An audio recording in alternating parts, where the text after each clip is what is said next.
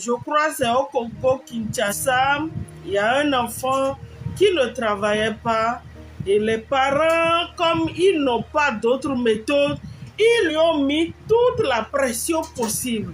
L'enfant n'en pouvait plus et vous savez ce qui suit, allez lire sur mes pages, surtout les groupes WhatsApp où on fait les partages.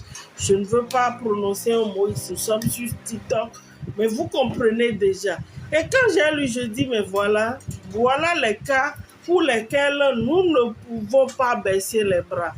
Mais on pouvait aider cet enfant-là autrement et l'aider à étudier même sans stress. Je dis bien sans stress. Si nos enfants ne veulent pas étudier, si nos enfants en manque de volonté ne veulent plus aller à l'école, c'est certainement parce qu'ils ne savent plus comment faire. Il n'y a pas d'enfants tarés, il n'y a pas d'enfants inintelligents. Il suffit juste de leur montrer le chemin, de les accompagner, faire le chemin avec eux, de leur montrer qu'en étudiant comme ceci, on pourra également parvenir à de meilleures notes. Et du coup, quand ils y parviennent, la motivation dont je parle, l'engagement naît de façon automatique. Pour cet enfant, paix à son âme, si c'était qu'on l'avait juste aidé à se fixer un objectif, comme le dit le premier principe, à savoir comment s'organiser et à étudier chaque matière, c'est dire que jusqu'à ce que l'enfant ait pris cette décision, ça veut dire qu'il a essayé de le faire à sa manière. Si un enfant ne travaille pas, les camarades ne le considèrent pas, personne ne veut qu'il, comment dit-on, intègre son groupe de travail. Les parents aussi à la maison, un peu comme le dit le contenu partagé, lui mettent également la pression. Cet enfant, à un moment donné, se dit, mais je vis pourquoi? À l'école, personne ne m'aime. À la maison, même mes propres parents ne m'aiment pas, ne me comprennent pas. Les enfants qui font la pagaille, ce n'est pas toujours de leur volonté. Je vais après vous faire une formation sur la hiérarchie des besoins d'Abraham Maslow et vous allez comprendre de leur volonté. Je vais après vous faire une formation sur la hiérarchie des besoins d'Abraham Maslow et vous allez comprendre pourquoi les enfants deviennent de gros pagailleurs s'ils n'arrivaient plus à travailler. C'est pour satisfaire un besoin donné.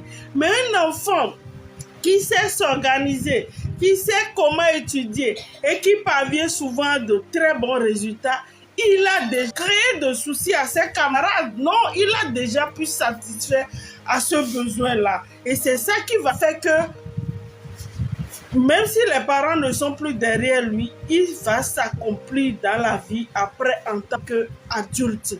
Donc, en tant que parents, nous devons interroger la situation de notre enfant si éventuellement nous réalisons qu'il n'arrivait pas à travailler. Et à l'ONG Gameya, nous faisons ce qu'on appelle l'écoute, le diagnostic. Il faut toujours écouter vos enfants. Ils ont toujours une raison. La note qu'il a apportée à la maison n'est pas bonne. Mais tu commences en même temps par l'insulter parce que tu as dépensé pour les répétiteurs, tu as dépensé pour les fournitures, tu as fait ceci, tu as fait cela. Quand tu démarres comme ça, c'est grave.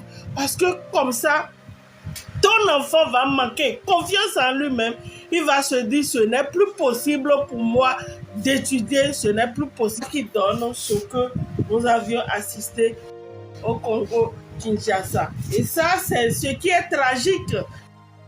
En dehors de ça, nous pouvons voir que demain, cet enfant-là, qui en dehors des études pourra développer d'autres talents, d'autres compétences, c'est-à-dire à un moment donné, n'arrive plus à s'autodéterminer, même pour s'engager dans d'autres activités. Il croit que tout est fini pour lui, il ne peut plus réussir.